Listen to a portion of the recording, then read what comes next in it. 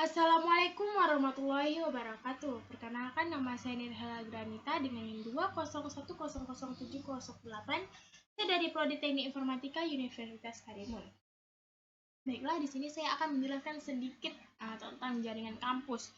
Sebelumnya di sini kita bahas tentang kampus. Nah, kampus di sini biasanya merupakan area tetap di mana infrastruktur dikerahkan. Nah, beberapa contoh kampus antara lain yaitu ada pabrik, ada instansi pemerintah, ada pusat perbelanjaan, gedung, perkantoran, atau kampus sekolah, ya kan, dan lain-lain. Dapat dikatakan bahwa segala sesuatu yang di kota kita ini, kecuali sih di jalan dan permukaan tersebut. Kemudian tentang gambaran tentang jaringan kampus ini adalah sesuai dengan namanya, jaringan kampus adalah jaringan di dalam kampus yang kita gunakan untuk bekerja dan hidup. Nah, di sini apa sih itu jaringan kampus? Nah, jaringan kampus adalah LAN yang terhubung penuh dalam wilayah geografis yang berkeseimbangan dan terbatas. Jika sebuah kampus tadi memiliki banyak area discontinuity-nya, jaringan di area ini dianggap sebagai beberapa jaringan kampus. Nah, banyak perusahaan dan sekolah yang memiliki beberapa jaringan kampus yang terhubung melalui teknologi WAN tadi. Kemudian ada kita semua di sini mengakses berbagai jaringan, bisa dibilang sepanjang hidup kita gitu kan. Tanpa karena kita sadari nih, misalnya ketika kita pulang ke rumah di penghujungan hari, habis pulang kerja gitu kan, kita sebagian besar ponsel kita secara otomatis sambung ke wifi karena dimana jaringan rumah ini bisa sederhana atau kompleks. Nah, zaman sekarang kan orang udah rata-rata pakai wifi tadi kan.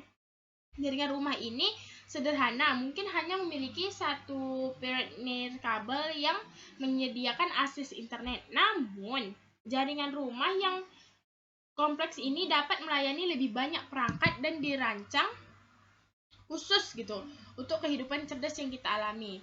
Kemudian di sini ada arsitektur jaringan kampus. Nah, menganggap jaringan ini sebagai beberapa jaringan kampus, jika jaringan ini dikelola oleh entitas yang sama, maka jaringan ini dianggap sebagai beberapa subnet dari jaringan kampus yang sama. Apa sih perbedaan jaringan kampus? Nah, yang pertama itu ada skala jaringan. Jaringan kampus dapat diklasifikasi menjadi 3 jenis. Yang pertama ada jaringan kampus kecil, menengah, dan besar. Nah, di sini masing-masing jaringan tadi memiliki beberapa dalam jumlah pengguna terminal atau elemen jaringan. Di sini jaringan kampus yang besar umumnya sih memiliki persyaratan dan struktur yang kompleks, menghasilkan beban kerja operasional dan pemeliharaan O&M yang berat. Untuk mempertanggungjawab atas manajemen TI&ON ini mulai dari jaringan kampus, perencanaan kerja, konstruksi, dan O&M ini hingga pemecahan masalah. Tim ini juga membangun platform O&M yang dengan jaringan kampus besar. Jaringan kampus kecil atau menengah dibatasi anggaran dan biasanya tidak memiliki profesional. Terus yang kedua, itu ada target pelayanan. Nah, di sini sumber ancaman keamanan jaringan berbeda antara jaringan kampus tertutup dan jaringan kampus terbuka. Oleh karena itu, kedua memiliki persyaratan dan solusi keamanan jaringan yang berbeda. Jika kita lihat penggunaan di jaringan kampus tertutup nih, biasanya adalah karyawan internal. Itu dimana mereka melakukan relatif tetap dan dapat dikontrol secara efektif melalui aturan dan regulasi internal serta penghargaan dan hukuman. Oleh karena itu, ancaman terhadap jaringan kampus tertutup terutama berasal dari intrusi eksternal. Untuk alasan ini, jaringan kampus pun tertutup biasanya menggunakan model banteng untuk mencegah akses tidak sah dari jaringan eksternal dan internal. Jaringan kampus terbuka melukiskan gambaran yang berbeda. Jaringan kampus terbuka bertujuan untuk melayani publik sebanyak mungkin. Untuk tujuan ini, entitas akses jaringan perlu mengakomodasi akses publik yang nyaman dan identifikasi pengguna yang efektif.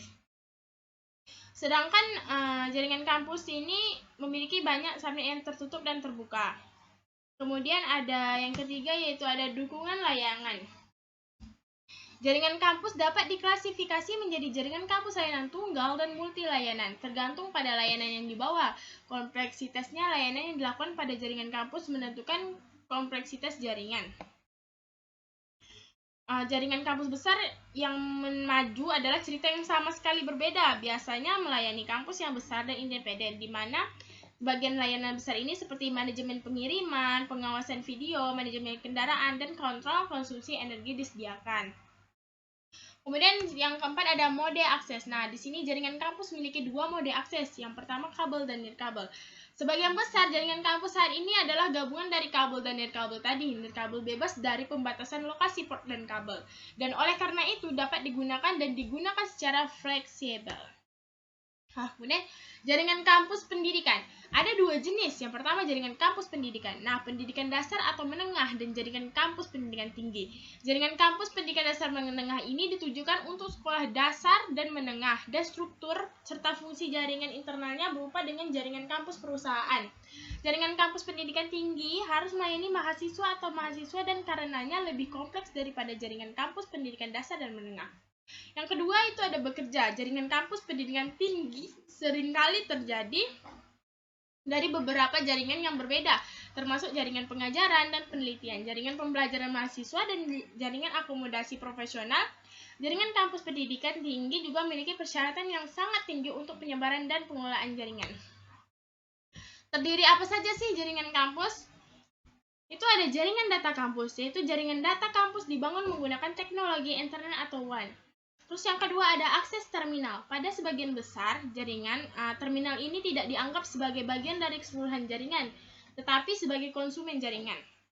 Yang ketiga yaitu ada akses internal, yang dimana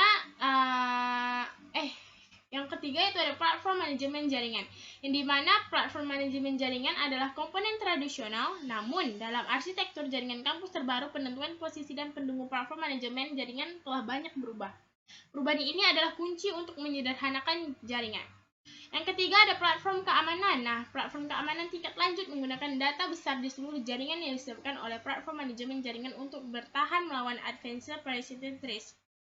Yang keempat, platform aplikasi layanan. Nah, di mana di masa depan banyak aplikasi layanan akan dikembangkan dengan menggunakan basis yang disediakan oleh platform manajemen jaringan. Dengan cara ini, platform aplikasi layanan dan bentuk jaringan di atas kampus. Jaringan kampus masa lalu dan saat ini tentunya beda, karena sejak jaringan kampus pertama kali dibayangkan itu mereka telah menggunakan banyak teknologi seperti token ring atau ATM. Meskipun asal mula jaringan kampus tidak ditandai oleh peristiwa zaman yang akan diakui secara luas, tapi mereka telah berkembang pesat dengan lahirnya internet dan munculnya Swiss internet. Baiklah, itu penjelasan singkat tentang jaringan kampus dari saya. Saya ucapkan terima kasih. Assalamualaikum warahmatullahi wabarakatuh.